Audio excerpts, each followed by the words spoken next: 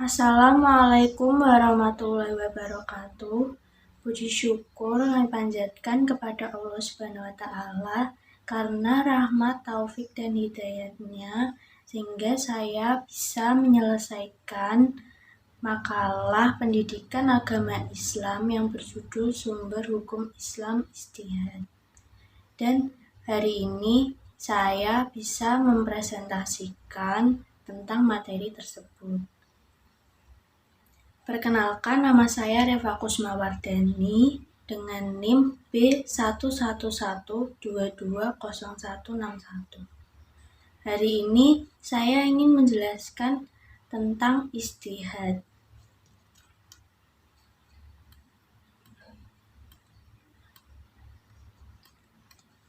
Jadi, pengertian ijtihad adalah sikap berasal dari asal kata. Ijtihad adalah pengerahan segala kemampuan untuk mengerjakan sesuatu yang sulit.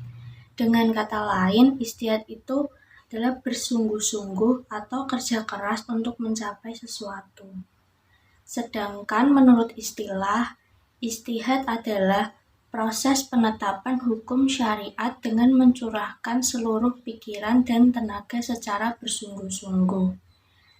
Dapat disimpulkan bahwa ijtihad itu adalah penetapan hukum dalam sumber hukum Islam.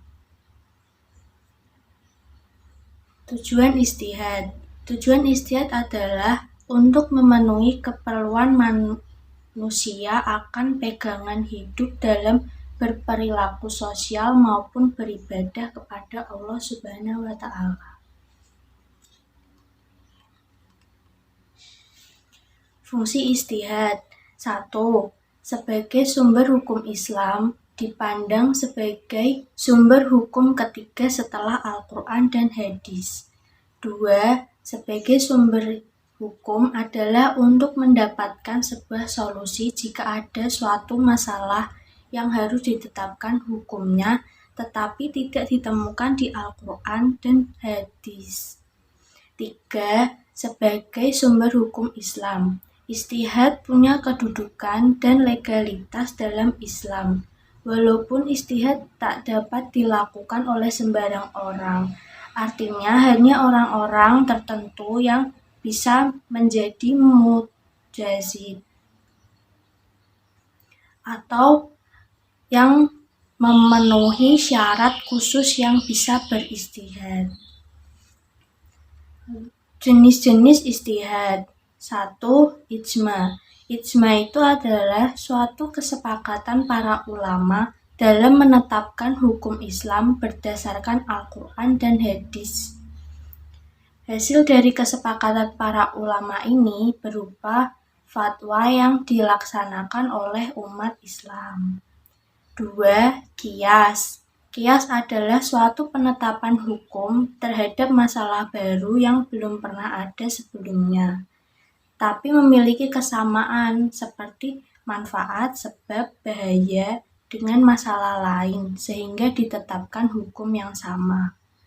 3. Maslahah mursalah adalah suatu cara menetapkan hukum Islam berdasarkan pada pertimbangan manfaat dan kegunaannya. 4.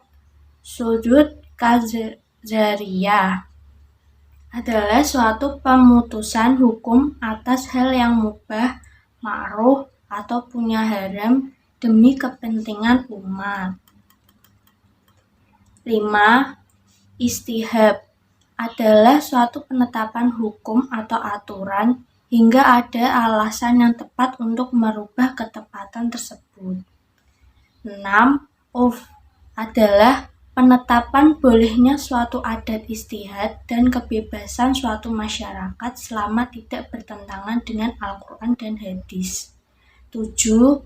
Istihsan adalah suatu tindakan meninggalkan satu hukum kepada hukum lainnya karena ada dalil syara yang mengharuskannya. Tingkatan ijtihad. 1. Ijtihad mutlak adalah kegiatan seorang mujtahid yang bersifat mandiri dalam beristihad dan menemukan sebab-sebab hukum dan ketentuan hukumnya dari teks Al-Quran dan Sunnah dengan menggunakan rumusan kaidah-kaidah dan tujuan-tujuan syara, serta setelah lebih dahulu mendalami persoalan hukum dengan bantuan disiplin-disiplin hukum. 2. Ijtihad fi al-madhab adalah pendapat imam tentang hukum agama. Syarat untuk menjadi mujtahid: 1. Memiliki pengetahuan dan wawasan yang luas serta mendalam. 2.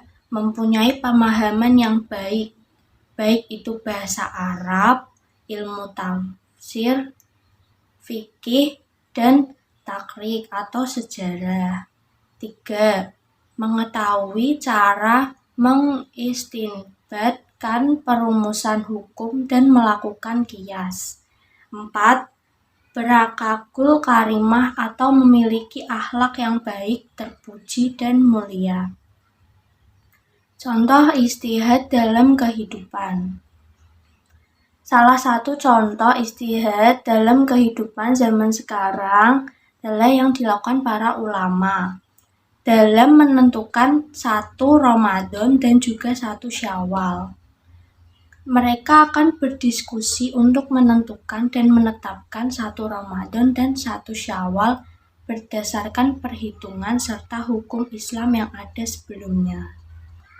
Contoh beristihad yang belum pernah ada di zaman Nabi Muhammad, misalnya adalah proses bayi tabung yang dilakukan oleh pasangan suami istri. Hal ini diperbolehkan dengan beragam syarat yang mengiringi. Hal ini kemudian menjadi bentuk solusi bagi pasangan untuk menyelesaikan permasalahan kesuburan. Sementara contoh ijtihad di masa kekhalifahan. Salah satu contohnya terjadi di zaman Khalifah Umar bin Khattab. Pada saat itu, para pedagang muslim mengajukan suatu pertanyaan kepada Khalifah, yaitu berapa besar cukai yang wajib dikenakan kepada para pedagang asing yang melakukan perdagangan di wilayah Khalifah. Jawaban dari pertanyaan tersebut belum termuat secara terperinci di dalam Al-Quran atau hadis. Maka Khalifah Umar bin Khattab kemudian melakukan ijtihad bersama para pemuka agama Islam yang paham hukum. Ditetapkan bahwasannya cukai yang dibayarkan oleh pedagang adalah dengan disamakan dengan taraf yang umumnya dikenakan kepada para pedagang muslim dari negara asing di mana mereka berdagang. Contoh surat yang mengandung tentang ijtihad. Seperti dijelaskan pada surah dalam Al-Quran, Surat An-Nisa ayat 105. Allah Subhanahu wa Ta'ala berfirman, Bismillahirrahmanirrahim. Inna anzalna ilaikal kitaba bil haqqi litahkuma bainan nasi bima araqallah wa la takul lil qainina qasima. Artinya, sungguh kami telah menurunkan kitab Al-Quran kepadamu, Muhammad, membawa kebenaran, agar engkau mengadili antara manusia dengan apa yang telah diajarkan Allah kepadamu. Dan janganlah engkau menjadi penentang orang yang tidak bersalah karena membela orang yang berkhianat. Dan dalam Quran surat An-Nisa ayat 59, Allah Subhanahu wa Ta'ala berfirman, Bismillahirrahmanirrahim. Ya ayyuhalladzina amanu atiullaha wa atiur rasula wa ulil amri minkum. Fa in tanazzatum fi syai'in farudduhu ilallahi wa rasuli in kuntum tu'minuna billahi wal yaumil akhir. Dzalika khairu wa ahsanu tawila. Artinya, wahai orang-orang yang beriman, taatilah Allah dan taatilah Rasul Muhammad.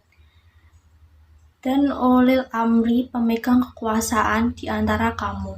Kemudian, jika kamu berbeda pendapat tentang sesuatu, maka kembalikanlah kepada Allah, Al-Quran, dan Rasul sunnahnya. Jika kamu beriman kepada Allah dan hari kemudian, yang demikian itu lebih utama bagimu dan lebih baik akibatnya. Sekian dari saya tentang penjelasan ijtihad, kurang lebihnya mohon maaf. Wassalamualaikum warahmatullahi wabarakatuh.